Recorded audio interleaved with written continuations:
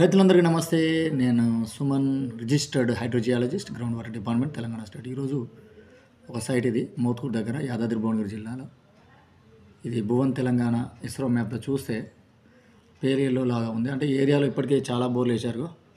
ఈ కర్సర్ చూపించిన దగ్గర ఇక్కడ వేశారు, ఒక 1 ఇంచ్ వాటర్ పడ్డది.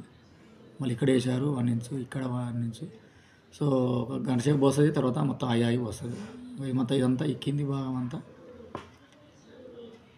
ఈ కర్సర్ ఉన్న కింది భాగం అంతా మొత్తం మన బ్లాక్ గ్రానైట్ ఉంది.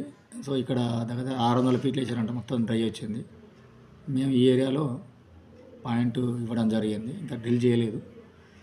ఖచ్చితంగా మంచి వాటర్ రావాలని ఆశాభావం వ్యక్తం చేస్తున్నాం.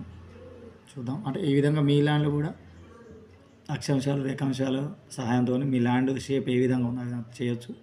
చేసి గ్రౌండ్ వాటర్ సోర్స్ అనేది ఏ విధంగా ఉంది, ఎంత లోతు వరకు వేసుకోవచ్చు అనేది ఒక జస్ట్ ఫర్ ఇన్ఫర్మేషనే. ఇదే ఫైనల్ ఉండదు, ఎందుకంటే జియోఫిజికల్ మెథడ్ చేయాల్సిందే, జియో స్కానర్ సహాయంతో ప్రొఫైల్ మ్యాపింగ్ చేయాల్సిందే.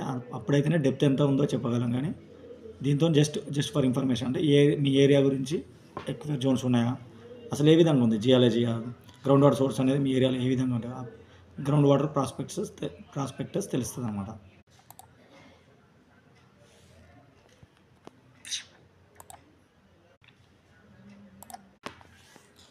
ఇది మామిడి చెట్టు, దీని వెనుక భాగంలో ఒక బోర్ వేసాడు, డ్రై అయింది, వాటర్ ఏం బాగాలేదు.